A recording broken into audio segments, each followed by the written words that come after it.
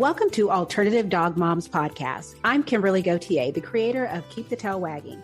For the past 9 years, I've been blogging about raw feeding, pet wellness, and life as a crazy dog mom. I've seen massive improvements in my dog's health since I started raising my dogs naturally, and I'm passionate about sharing my experience to help other pet parents. I'm Erin Scott. For the past 9 years, I've been researching and learning everything I can about healing cancer, allergies, autoimmune, and mystery illnesses in both my dogs and myself. And I can't wait to share with you everything I've learned on this journey. As the Alternative Dog Moms, we're bringing you all the latest dog health news that we're following and sharing the tips, tricks, and resources we learn along the way. Now, let's get started.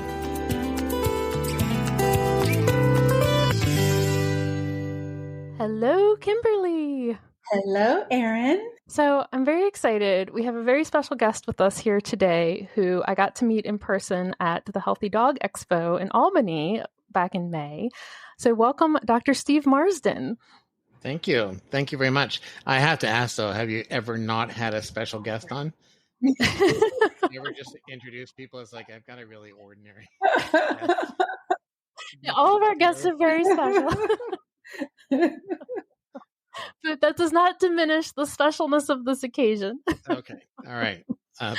I'm relieved. So I was saying, my veterinarian speaks so highly of you. So I'm excited to have everyone meet you. And then I'm going to send her this to listen to also. Oh, absolutely. We'll have to drop her name repeatedly. Dr. Stephanie Medcroft. I know, and she's like the last person on earth that wants that, but I'm going to say hey to Dr. Medcroft anyway. Just call Dr. Stephanie Medcroft yeah. So I am always curious about veterinarians. Did you always grow up wanting to be a veterinarian, or how did this whole career path come about for you? Yeah. It definitely ever since I was a little kid. So from the, probably from the age of, actually I can remember, it's like I was about 7 years old and, my eyeballs only came up to about as high as this desk that I'm sitting at now. And we had taken our cat to our vet, and my parents had always taught me to kind of respect animals. We always had pets around the house, and we took our one cat to this veterinary clinic, and the veterinarian just kind of ran his hands over the cat and then told my mother what was wrong. And I was just like in awe that somebody could know so much about animals that they could just touch them and they would, immediately, they just knew animals so well, they would know what was wrong. I just thought, I want to be that person. I mean, my heroes were like, Tarzan and Mowgli. So the idea of talking to animals was, top of mind for me. Then here's some real life person who seems like they can do it. So right then and there, I wanted to become a veterinarian. But it's interesting. I go back to that moment sometimes from time to time to just kind of like try to understand what was it that so captivated me. Because at first it was just this knowledge of animals. But later on, as I got into Chinese medicine, that's very much what we're doing. We're basically feeling pulses and running our hands over acupuncture points and feeling the pulse change and then being able to tell what's wrong. And so I really feel like I only achieved that childhood dream once I got into holistic medicine. So you and your lovely wife gave probably the most memorable talk of the Healthy Dog Expo. Well, you know what? I was giving us a valedictorian speech once and I just did not know what to say. And one of the professors said, you know what? If everyone tries to be inspiring, but if you're funny, people will remember you. So there you go. We went for funny, but hopefully a few messages stuck in your head as a result of our shenanigans on stage. It was fabulous. But I learned, through your talk that you weren't like a holistic Chinese medicine veterinarian, like right out the gate. So can you tell us a little bit about how that journey unfolded? Yeah, for sure. I went to veterinary college in the 80s. So, alternative medicine wasn't really on the radar, but the little bits and pieces that we would hear about it, our instructors taught us an unhealthy disregard for it. It's ironic that, veterinarians call themselves scientists, and yet we were told not to think about anything other, or take anything except what they were telling us. I know. I say this all the time. Thank you so much for validating me. I feel so good. Yesterday, or it was the day before yesterday, I was called, what was it called? A dog food conspiracy theorist. And the guy who's calling me this, he was like, well, excuse me, but I just appreciate science. And I'm like, what's not scientific? I'm giving you like information from veterinarians. Is it because you don't agree? So now all of a sudden it's just pseudoscience and it's witchcraft. Okay, I'm done. Right. Yeah. Veterinarians are humans, and humans can't help but have bias. So you're right. There is a lot of science behind real fresh food diets. There's probably more science behind expecting them to work well than kibble. So it's really kind of ass backwards from the way that we sort of assume. But you kind of have to step outside your profession in order to see it. When you're in it, you can't understand why somebody else would, criticize what you're doing as a conventional veterinarian. But I had to step outside of it because I hadn't only been graduated a couple of years, and I was already, disenchanted because there were so many things that I just didn't really I wasn't able to really fully diagnose or tell what they were, and that bugged me. I mean, you could hazard a guess, but knowing what was wrong. Remember, that's why I got into it, right? This guy just knew what was wrong. So to realize that was a frequent occurrence, that you didn't know for sure what was wrong, and people didn't have the money to help you find out. And now what are you going to do? It just felt, kind of, just not intellectually satisfying. And then if I did know what was wrong, half the time the treatments were worse than the disease. I can remember one woman, she brought me her dog with lupus, and like the skin was all peeling off the nose and it was all nasty. And it was, I did a biopsy, but I already knew what was wrong, and a biopsy confirmed that the dog had lupus. So I put the dog on immune suppressive doses of corticosteroids because that's all we had back in the 80s. And the dog came back in, I don't know, maybe a few weeks later. The nose was perfect, but the rest of the dog was a mess. Like, just the muscle wasting and the kind of the sunken in cheeks. And he was peeing all the time and drinking all the time. And she's like, this is not sustainable. We got nothing else. And I didn't have anything else. And so she went away. She said, I can't keep doing this. And so she weaned her dog off the prednisone. She came back about, 3 or 4 weeks after that. Dog's beautiful. So it was back fleshed out again. And she said, I just wanted you to see my dog. It's like, well, he looks fantastic. I thought, like anybody does, yay, the drugs finally kicked in, right? Actually, I stopped the drugs. And this is just vitamin E ointment that's on his nose. And that's all that's taking care of this. So I had a lot of people give me humble pie, big slices of humble pie. And that, it began to make me start to think. But I really wasn't open-minded per se. But then, so this is going to be as long a story as you want. Do you want the long version? Sure. Well, I'll try to keep it mercifully short. A woman brought in her kids. Remember, this is the 80s. Have you ever heard of the novel or the movie Flowers in the Attic? Oh, mm-hmm. Yeah, where the woman is keeping her kids or her stepchildren or whatever in the attic and feeding them sugars or cookies dusted with arsenic and pretending it's sugar. Yeah. So that movie and that novel was really big at the time that this one woman came in. She was a real estate agent.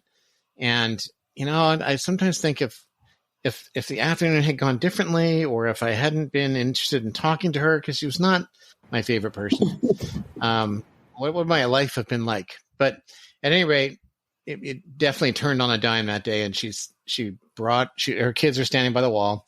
She put the dog on the counter and said, needs his vaccines.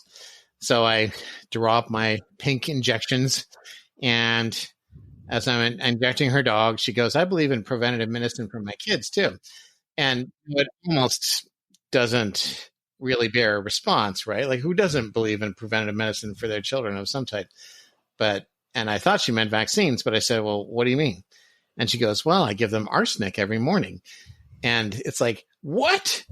So I looked at her kids standing against the wall, and they didn't look all pasty faced and vomiting on their shoes like, Flowers in the Attic children. And I said, arsenic? And she goes, well, it's homeopathic. Like, she was all defensive. And I had no idea what homeopathic arsenic was. So I had to go to the library, and I took this book out, and it was only, it's probably only like a 3/4 of an inch thick. But I became addicted to that little book. We didn't have bookstores back then. We just had libraries. So I became addicted to that little book, and I would carry it around with me because in the chat, there's different chapters, and the author had tried acupuncture, and they tried herbal medicine, they tried chiropractic, and they tried homeopathy.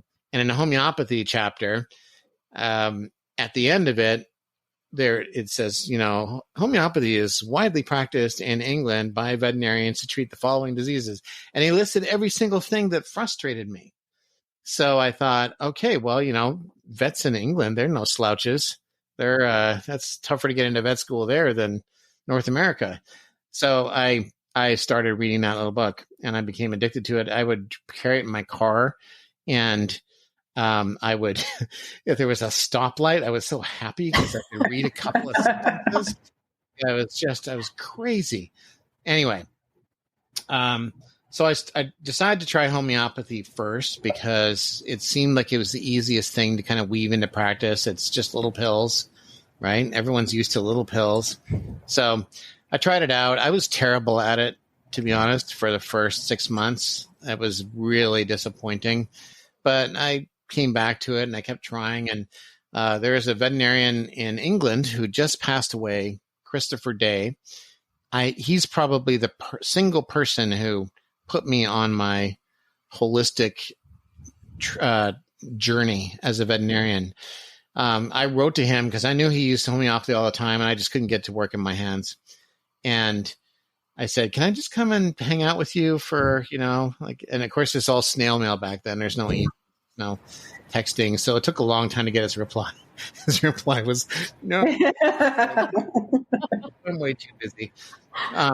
But bless his heart, he bought a whole bunch of books. Some of them he'd written, and some he'd just gone and bought homeopathic first aid books, boxed them up at his expense, sent them snail mail to me, and said, just start with these simple things that housewives are treating, and just get to know a few remedies, a few pictures, and wait for those animals to come in your door. And then as you get more proficient, you can start to try to figure out what remedy goes with that animal, instead of just having a picture and waiting for the perfect animal. So that's what I did. And at first it worked right away. I started getting successes, but of course they're easy cases, right? They're first aid cases. So I still hadn't really proven homeopathy to myself. But then one day an animal came in that was destined to be put to sleep. It was in a horrendous problem. I don't want to go into details because I know that a lot of your audience just ate. But it was a really bad eye abscess, and drugs had made it so much worse. And the owner said, I don't want this dog back until you fixed it. And when I called ophthalmologists, they just said, there's nothing you can do for that. That's that you got to put him to sleep. And I just could not put this animal to sleep because of an eye. Like, it just was not an equation that made sense in my head. So I tried my best with my little new homeopathic skills, and that dog's eye healed in about 5 days. And Wow. It became perfect. And this was the worst case. This was like the eye was being pushed out of the skull. The cornea had turned to like shoe leather. There was pus pouring out. Like, it was just. I know, it was just like, that didn't take long. So I the eye, it just went to normal in 5 days. You couldn't tell one eye from the other after 5 days. I was shocked. And so that convinced me. I remember hanging up the phone after checking with the owner to make sure it really was truly better a week later. I came out of my little doctor's office and I said, I got to move to Oregon. Like, I'd gotten sent the syllabus for what is now the National University of Natural Medicine by mistake. And I remember reading it and thinking, oh, in another life, this would have been really great, because, it was a really, really good course of training to become a naturopath. So but as soon as I saw this dog got better, I thought, what am I missing? Like, what other holes are there in my education? Like, clearly the people who said it's all hogwash were very wrong, and I need to get good at it. So where am I going to go to get good at it? We didn't really have veterinary programs back then.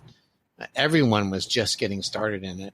So I thought, well, I'll get human training and I'll adapt it to animals, because sure, if I go to a human school, I'll learn to do it well, because they sue people if they don't do it well.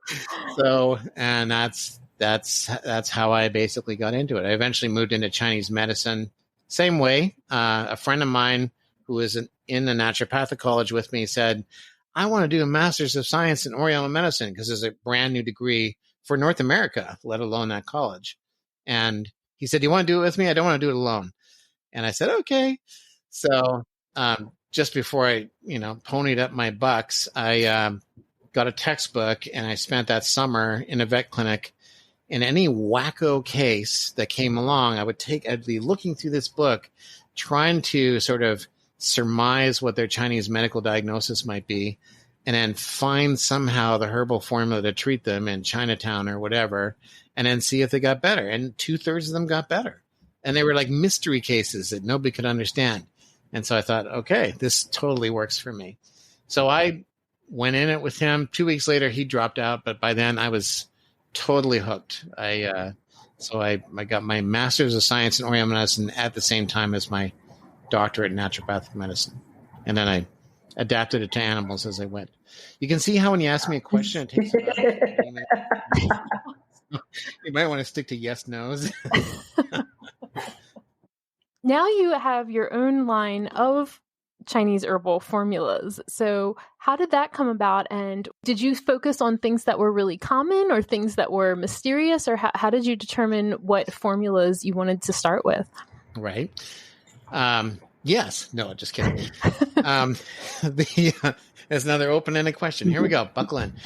Of course, I was really enamored with Chinese medicine. I started using herbs all the time, but I was just making up my own stuff to treat my own patients. And I can remember one woman, she was the wife of the vice president of Nike. And to this day, I sort of feel like she was probably my muse, because I'm treating her dog's doing great. And she says, you should start making this stuff for vets and selling it to vets. And I said, I don't know anything about that. Like, I know how to mix up a bottle for your dog. That's all I know. And she goes, okay, well, yeah, I think you should. And so it stuck with me. I had to give a lecture for a weekend at Tufts University in Boston. And they wanted a weekend herb course, and they wanted starter kits. And so I thought, okay, I got to make up all these herbs for these vets so that they can use what I'm using. And so once I had done that once and equipped these 60 vets with their little starter kits, I thought, I guess I'm doing what my muse told me to do. How amusing. So I started helping vets at first, and that was definitely my focus for, probably it's the majority of my career. But then around about COVID, I started getting interested in senior dog rescues. My wife wanted to move to my wife, Dr. Karen Marsden, who you saw on stage with me. She wanted to move someplace warmer after 20 years in the cold, dark winters of northern Canada. So we moved to San Diego, or at least we spend half our time there. And I didn't have a green card. I couldn't work. So I thought, well, what am I going to do? I don't want to get rusty. So there's senior dog rescues are a thing in Southern California. So I just made contact with a senior dog rescue and asked, do you want some help? Because bless their hearts, senior dog rescues, the people that run those things are amazing. Mm-hmm. Because you can imagine the dogs, they're decrepit, right? They got a zillion things wrong with them. The only criterion for being adopted by or fostered by these senior dog rescues is you're old. That's it. If you're old and they catch you and they notice you, you're in. So she had it's their Lionel's Legacy is who I was working with. And she had her stack of vet bills for a year was like easily a foot high. And they pay all that themselves. Like they, even if they foster these dogs out, if the dog has an issue, they pay the vet bills. And I just thought, wow, you guys have hearts of gold. So, but I bet you I can cut that stack in half. And are you game? And she said, yes, I am. So I started just seeing her animals on a regular basis and those of her organization and coming up with herbal formulas that she would be able to kind of prescribe without me for what turned out to be a half dozen conditions, allergies, anxiety, lameness and pain, things that you didn't need a vet to kind of assess, but which were big issues and maybe deal breakers when it came to finding a home. So after a couple of years, I kind of perfected these formulas that would work most of the time and that were safe. And then I realized, well, who doesn't have an anxious dog or a lame dog or an itchy dog? Like, we should go ahead and make these available to the general public at large. And so that's how that Gold Standard Herbs line came to be.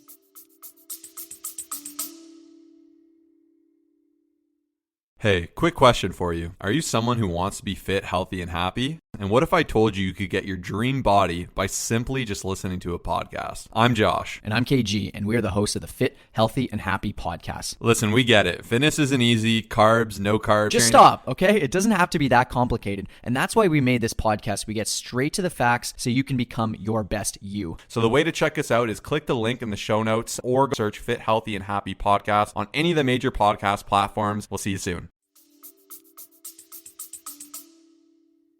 So one story that's kind of interesting from my experience is the formula that you have as Cesarex is actually what really helped my dog Penny that Dr. Megcroft prescribed. And I'm probably going to butcher how it was prescribed to me, but it was like Siwutong and Shaochai Huchong. Am I? Oh, very well. Yeah. Okay.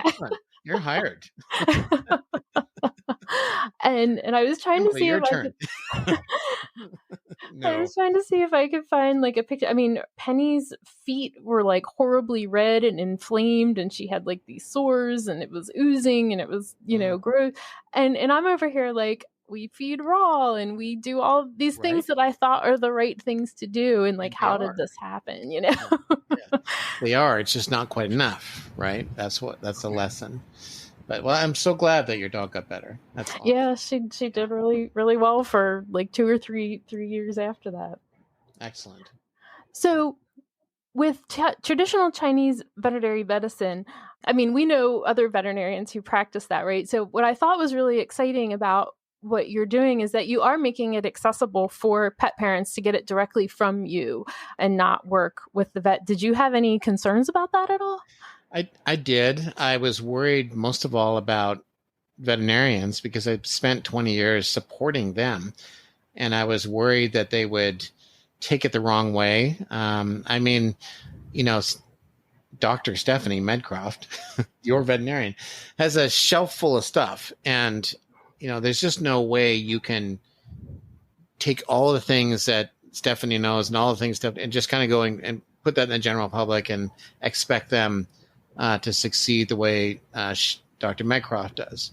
But there are certain situations where we're always reaching for the same thing. For example, like your example, if a dog is raw fed and is on this great diet and they have allergies, like, why is that happening? When that happens, I know that they're going to need that Cesarex / Shaochai Hutong plus Siwutong. So I know that that's what the issue is, or that's what they're going to need. And I never don't prescribe it for that situation. So why do we need a holistic vet to mediate that? Because most of us are not lucky enough to have a holistic veterinarian at our disposal. And if we do, they oftentimes are booked up. So it made sense to me, especially during COVID when people could not get in to see vets, let alone holistic ones, that we need to have stuff that's more directly accessible. But I was worried that vets would be annoyed by that. But what's happened is they've said thank you, because now they can put this stuff in the waiting room. Somebody wants to bring their itchy dog in. They got a month-long waiting list. Now the receptionist can say, you know what, change the diet, do a fresh food diet. And if that's not working, get a bottle of this. And if it's not, if those two steps don't work for you, well, then your appointment is going to be, right there.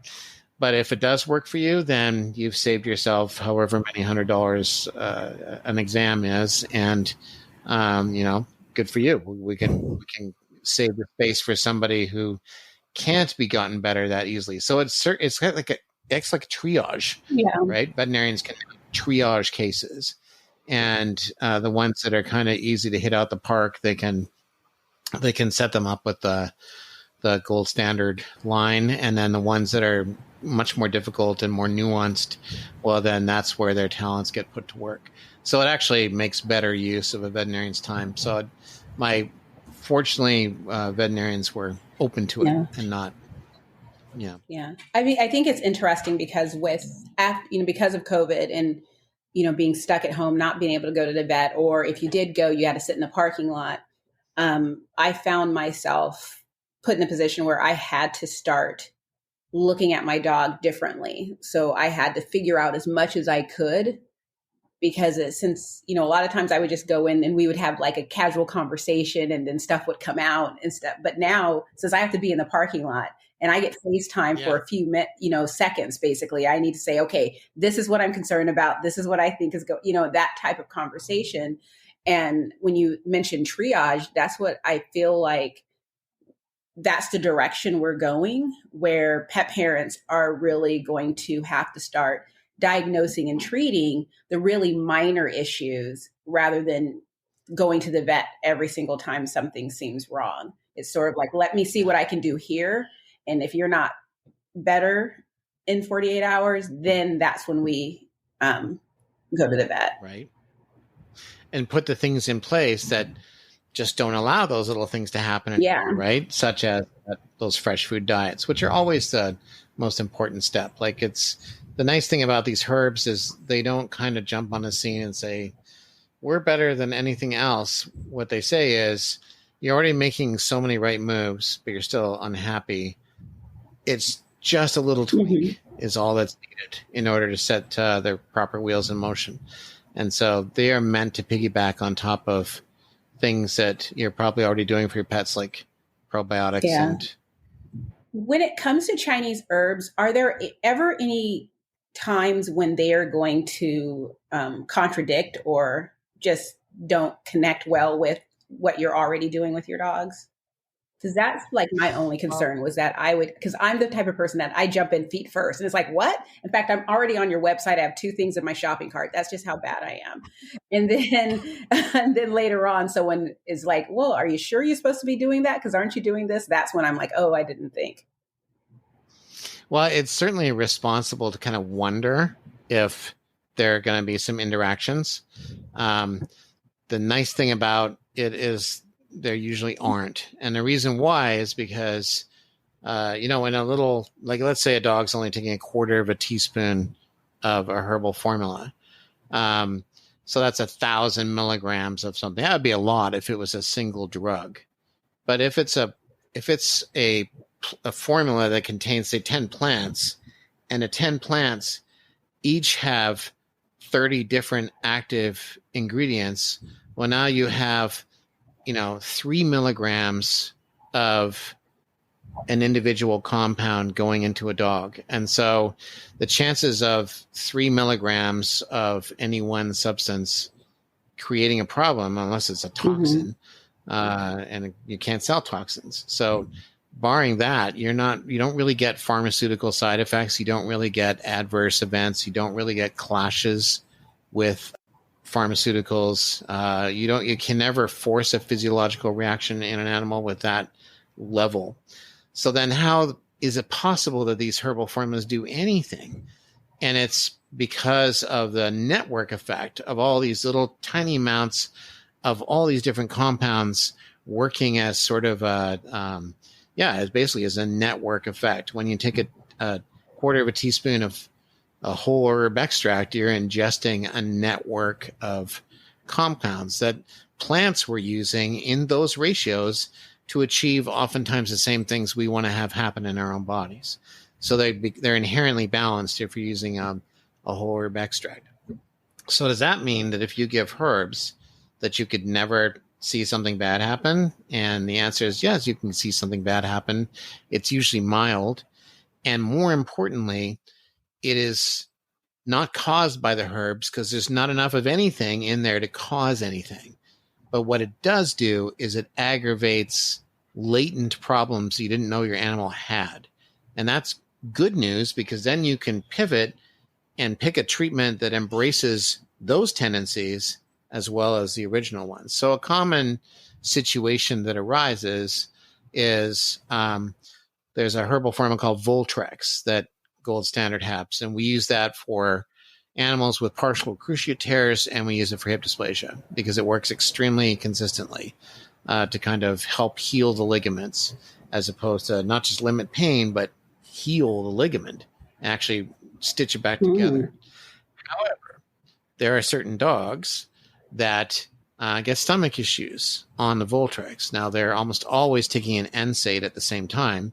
So that is several hundred milligrams of a pharmaceutical compound. So that's likely what is forcing the stomach issue. And then the herbs are just an irritant to something that's preset to happen. So when Voltrex is irritating to a dog's stomach, I know that they're actually on the verge of having gastric ulcerative tendencies, or at least gastritis. So that's something the owner didn't know because it wasn't provoked. So then they go ahead and get what I recommend they get is a formula called Glenia and Romania, which you'll probably see on that Ask Dr. Steve DVM Facebook site over and over again. Glenia and Romania, when you take that, you heal the stomach, and that allows you to take the Voltrex. You take the Voltrex, you don't need the NSAIDs anymore. And so you've healed the stomach and you healed the ligament and you're off the drug. So, but it took the herbal formula to kind of, another dog eats Voltrex and they're fine. But the dogs that don't, we know that they have this gastritis that's lurking that nobody knew about. So herbs will take a latent problem and wake it up if they're not perfectly matched. And so how long should we try a formula to determine whether it's helping or not?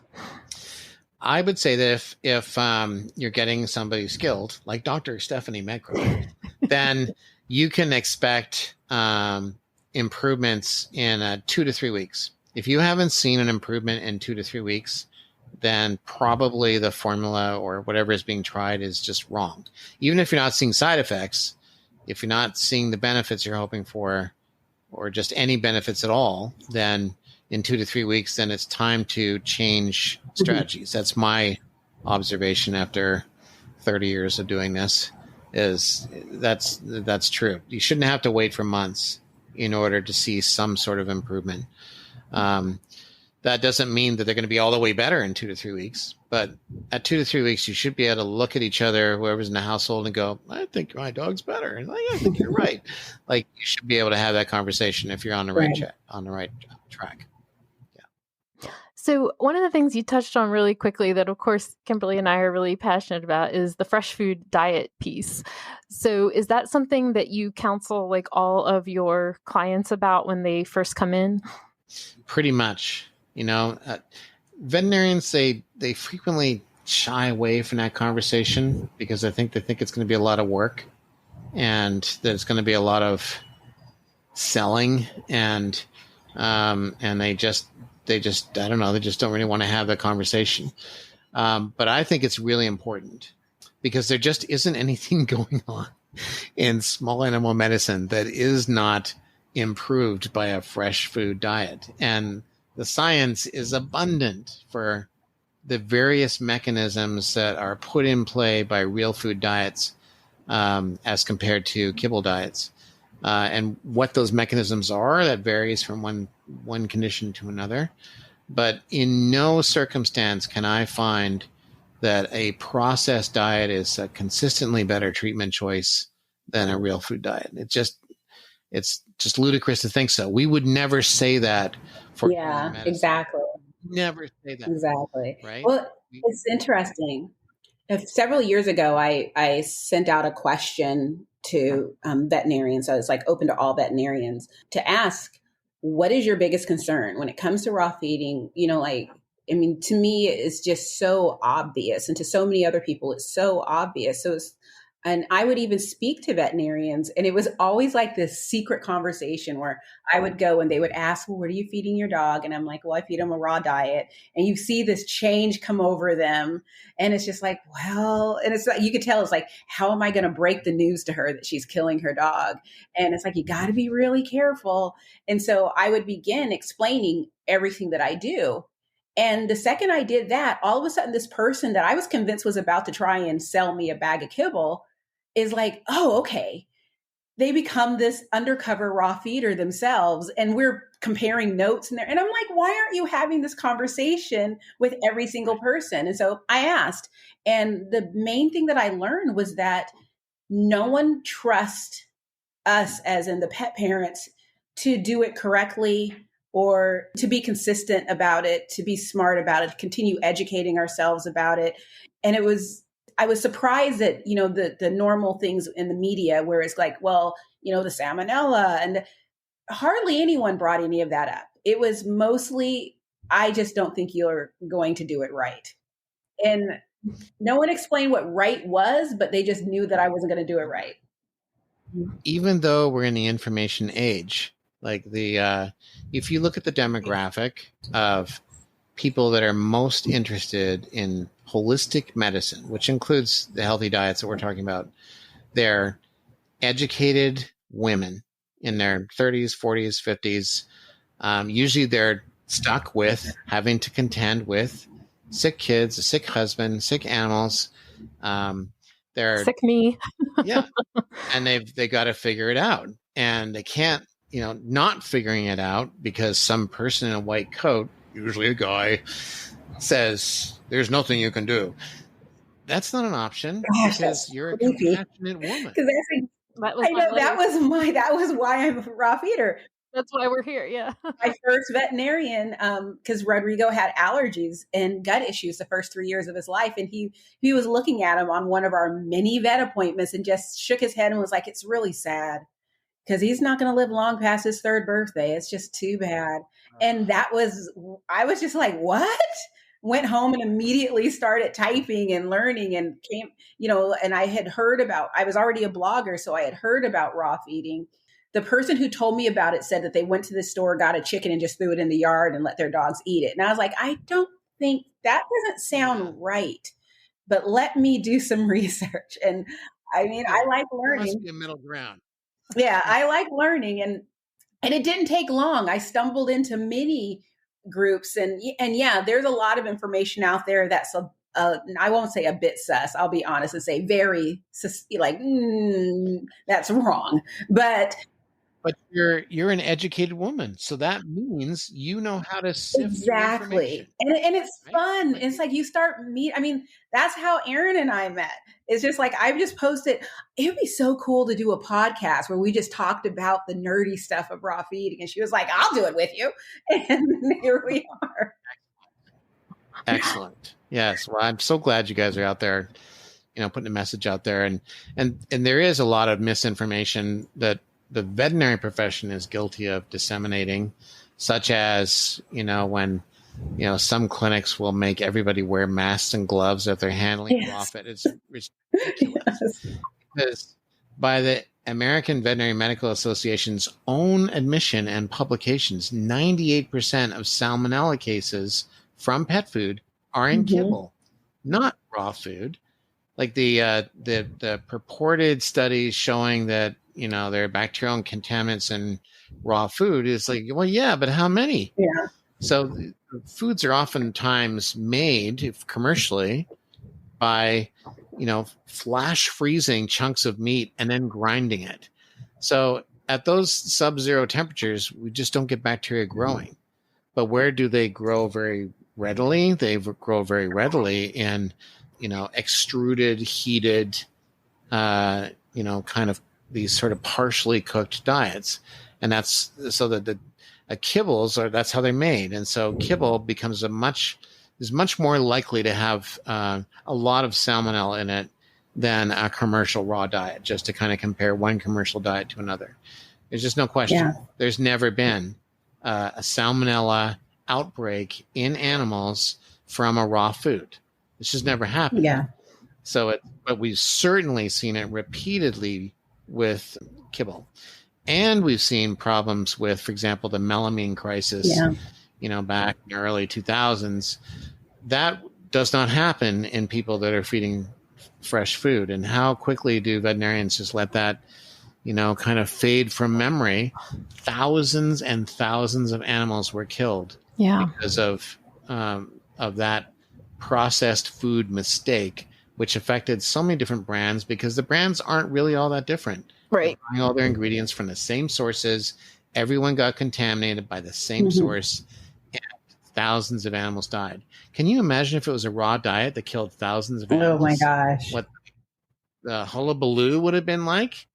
But this kibble, well, we can let that slide. Oh, yeah. But hey, we did culture salmonella, one microorganism from a raw diet, so that might be I always find it interesting that whenever, like with the vitamin D toxicity of a few years ago, the DCM conversation of a few years ago, it's interesting because it'll become the main focus. Everyone's yelling at each other, where everyone's sharing articles, everyone's, it's just the main focus. And then I don't know what happens, but the second the spotlight goes to, conventional foods and not a fresh food diet, it just silently goes away. I mean, there is a moment during the DCM where I had people on my page trying to convince me that raw fed dogs got DCM because of all the sulfur and I'm just like, so as you're typing, are you just making this up as you're going along, or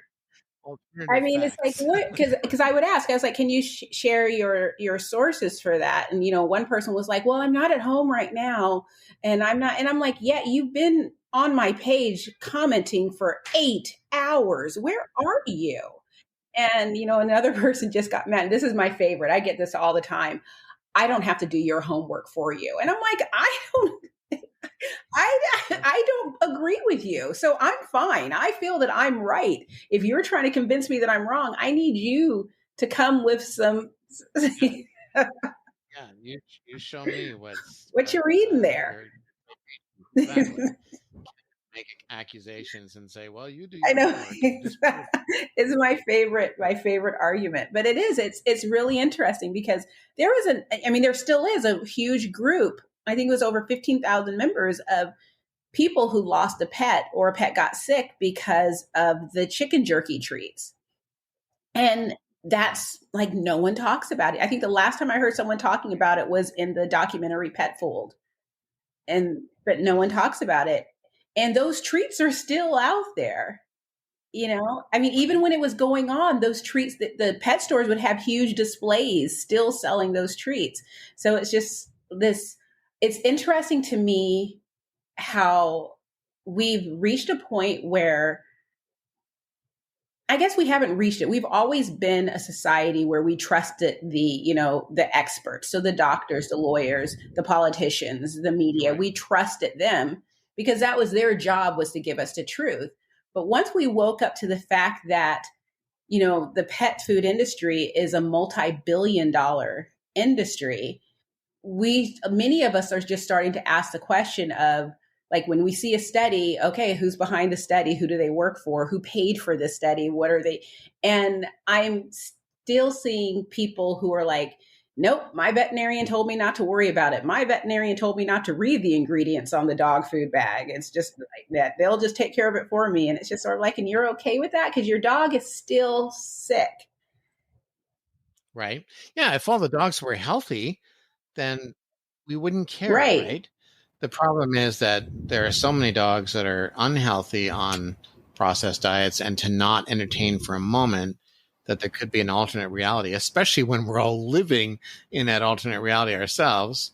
Like what person do you know of that feeds themselves processed food 3 meals a week? I mean, we're begging people to eat fresh foods, It's like, please eat a vegetable. And if they are eating out, a bag of chips 3 meals a week, they know they shouldn't. Mm-hmm. It's not like nobody ever told them.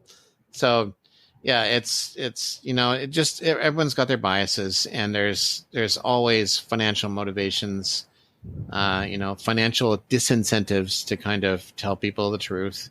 And many veterinarians just accept what industry tells them and what their professors tell them and assume that they could never be wrong and they could never be biased.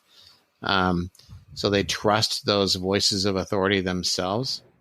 But yeah, and I also wonder how many vets honestly have the time. I mean, how many have the time to really rethink every single thing that they've known, that they've been taught?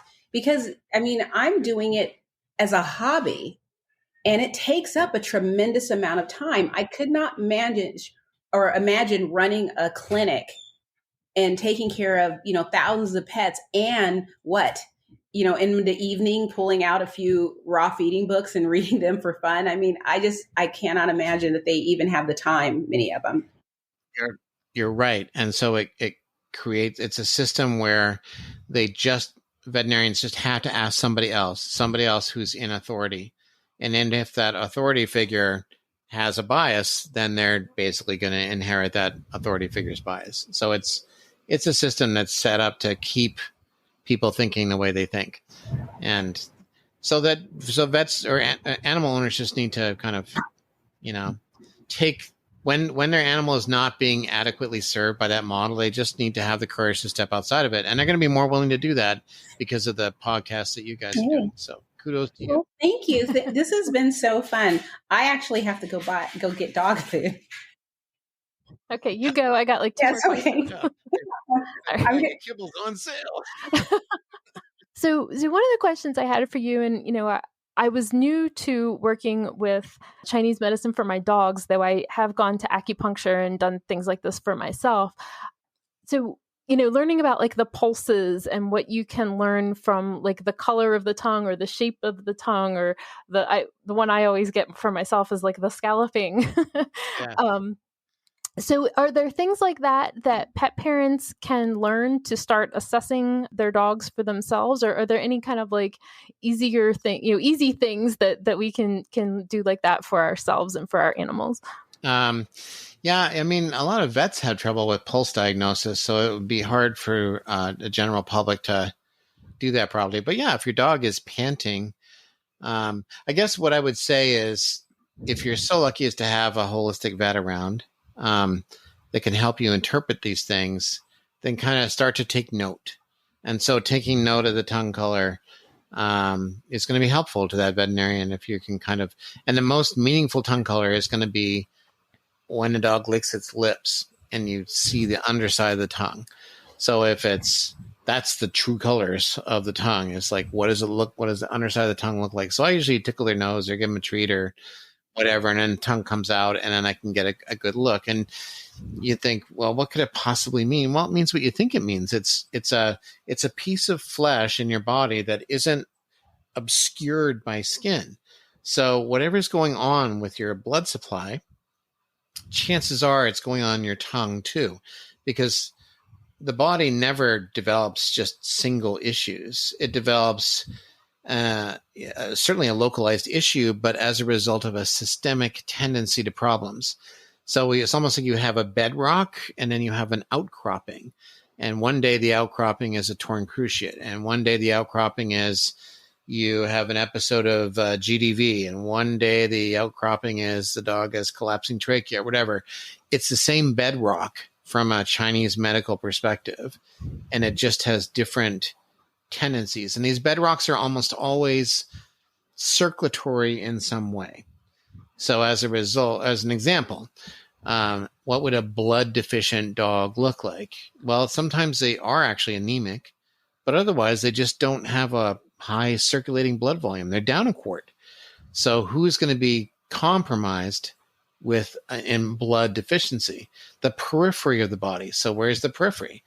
It's like your fingers, your toes, your skin, the linings of the body, So if the coat starts to look dry, the skin looks dry, or the ears feel cool, or the feet feel cool, and like I said, there's this dryness over time. And then what would you expect the tongue to look like in that dog? Well, probably a little pale, right? Because it's just not getting the circulation. So we take these different observations and kind of triangulate into what one thing could manifest or create all these different manifestations.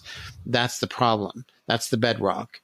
And then we treat that bedrock, and then we see these various materializations go away. Maybe one day they're anemic, one day they have a skin problem, maybe one day they have a gastric ulcer. They're all spins on the same underlying bedrock. So owners just kind of beginning to kind of take careful notes and observe tongue colors. And just another thing that owners can observe and then report to veterinarians for the veterinarians to then triangulate in and find the common center would be like timing of things. So some things are more common in the middle of summer, or it gets aggravated in the middle of summer. Now, middle of summer might be June, but then some dogs only get problems in July and August. So knowing those seasons is helpful because there's a circulatory story being told. If you have an acute skin rash in like May, June, summer month, early summer months, that's almost always damp heat from a Chinese point of view. What's damp heat? It's acute inflammation, and it looks all moist and tacky and red and nasty and greasy and yeasty. And what's the underlying cause of that? We know just from practice, those are the dogs that get better quickly on raw diets or homemade diets if owners aren't comfortable with raw than feeding a home cooked diet. Home cooked diets and raw diets are the antidote to damp heat inflammation.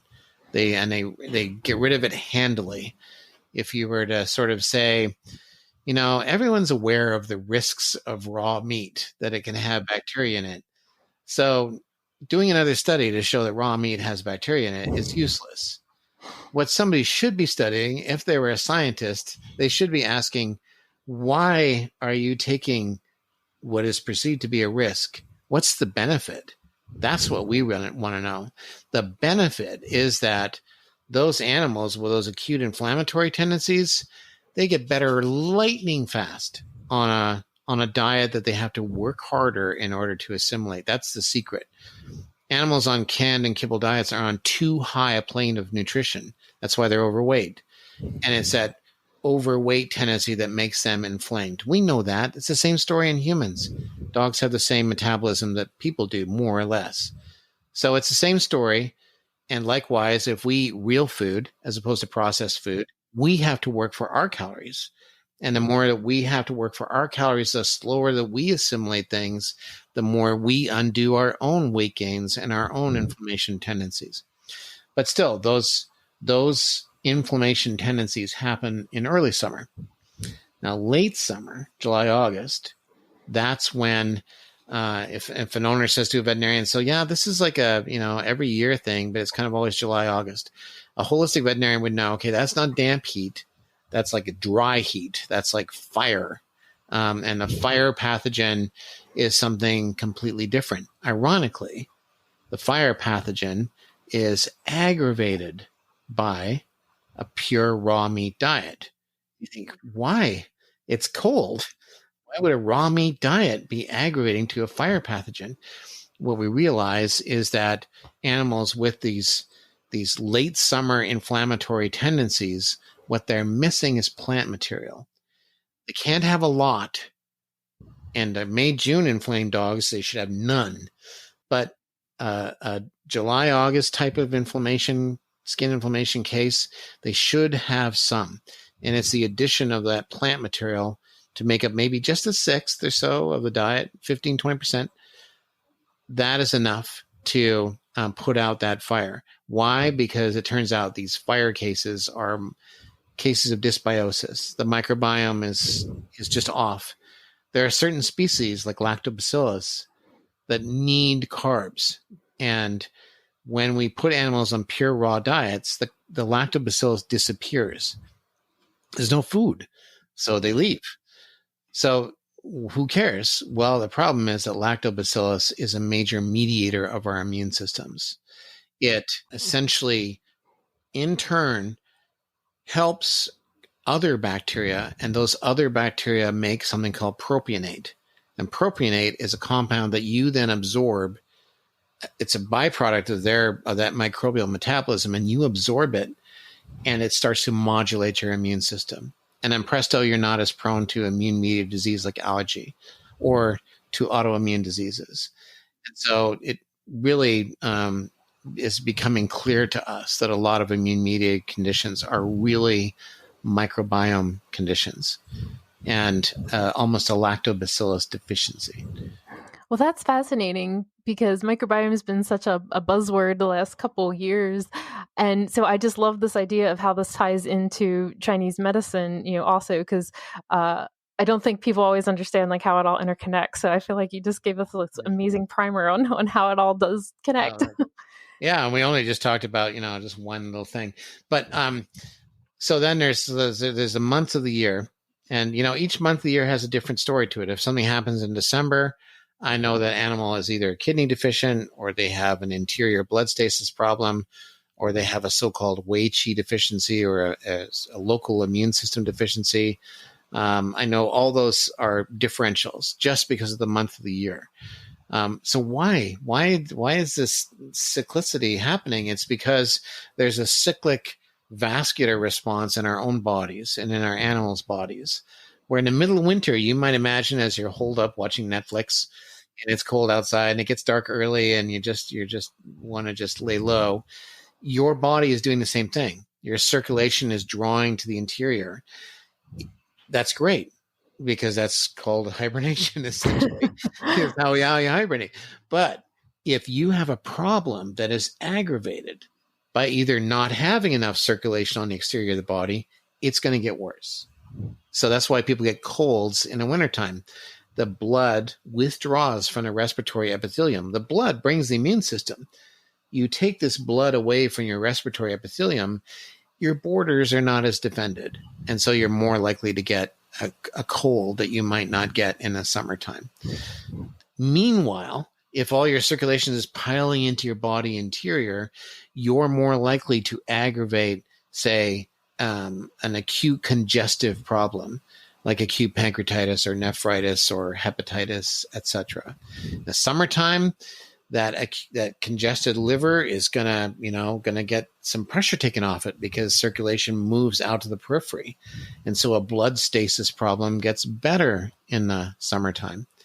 If you have arthritis, same thing. If the joint is aggravated by stagnant circulation, it's going to get better in the summer months because peripheral circulation is better. You're bringing blood to the joint. You're helping to heal it. You're helping to make synovial fluid, all that kind of stuff. So the timing of the months that things occur is tied to this annual circulatory pulse that pervades all our systems. It actually was published in 1956 in the very eminent scientific journal Nature, where this was laid out, this annual cycle. It's amazing to me that article isn't cited more than it is, because it explains so much. And Chinese medicine, of course, they always said it's always about circulation. And so small wonder that they have tied these diagnoses to these certain months, because our bodies shift in a circulatory state over those in a very predictable fashion. So it's endlessly fascinating, and it allows us to kind of begin to kind of diagnose very accurately, just on what time is something worse, what month is something worse. Because you imagine that over the course of a day, you have the whole thing playing out in miniature, right? When's the hold up part of the day? It's going to be midnight or the wee hours of the morning. So if you have an acute congestive tendency, like say congestive heart failure, you're going to be worse then. And if you have an old dog, they might wake up and start coughing at 1 or 2 or 3 in the morning. And then a Chinese medical practitioner will hear that and go, oh, they probably have blood stasis in their lungs. I need to use blood moving herbs. I need to use blood moving points for the lungs. I need to make sure that I'm feeding a diet that doesn't contribute to this sort of vasoconstrictive state. You might think, really? Diet contributes to that? Of course, because essential hypertension in people, this chronic high blood pressure that most of us are walking around with, that's diet driven. That is vasoconstriction, and is pulling of blood to the interior of your body mediated by us being on too high a nutritional plane. So even for a dog with a congestive heart failure, I'm going to be changing their diet to something where the calories don't come as easily, because I know that as I do that, their entire body is going to be less prone to hypertension. Vessels are going to dilate. The lungs are going to be able to push blood out into the body periphery. We're going to take pressure off the heart, and you're going to have less coughing. So there's none of these situations that we're laying out here does diet not have a role to play, because diet is very much a controller of circulation. And you only have to look at the fact that we're all consuming blood pressure pills to realize, that there's something pervasive going on, and it's our food. Yeah, my husband was able to get off blood pressure medicine and reverse his cholesterol numbers by doing a keto diet.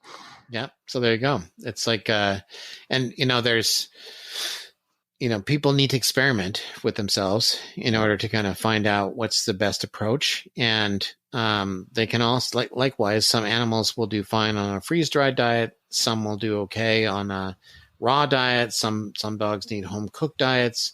But to kind of be able to kind of just go and take those steps and sort of figure out what could be possibly helping. Yeah. Well, I'm so excited that you've been sharing all this with us today. You had mentioned briefly your Facebook group, and I'll have a link in the show notes for everyone. How did that get started? Was that something that started during COVID also? Yeah, it was. It was same concept of just, of course, now people have more access to veterinarians. Still, they don't have a lot of access to holistic vets. Those are still very much in the minority, unfortunately. One of the big disappointments of my career, I hoped that we'd have at least 10% of the veterinarians would be integrative by now, but it's probably way less than 5%.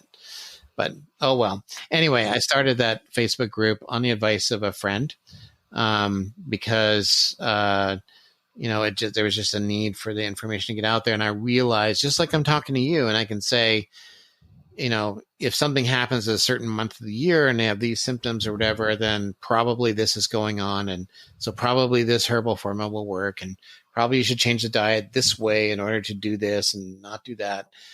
Because I can do that in a podcast, I can certainly do it in writing in response to a request for help.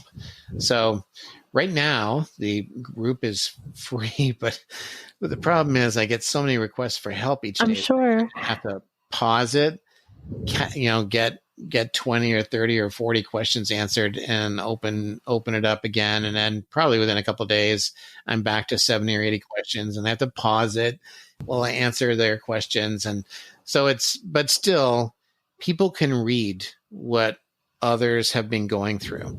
So I do encourage people, if they're going to go to Ask Dr. Steve DVM on Facebook, just to use the search tool and type in whatever is a concern for you, and look through the posts, because you might well find that somebody's already asked and I've already answered the question that they have. Right. I'll make sure we have a link in the show notes. I love using that search feature. Sometimes I just look and see if other people had something that one of my dogs had, just for fun, because that's what I do for fun. Yes. When you get the answer faster, because some people have been waiting for a month for me to answer them. I hope to get them answers in the next few days, but I don't feel good about people waiting a month. They know they shouldn't ask me about emergencies, but still, it's. So I do hope that people use the search feature. So thanks for doing that. Well, I'll also make sure we have a link in the show notes to the Gold Standard herbs, and we have a discount code for anybody who wants to order and try these. The discount code is DOGMOM, and it'll save you 10%. And we'll have that linked for everybody. And we're really appreciative of your time and for everything you shared with us today. Thank you so much. Thank you. It's been a pleasure.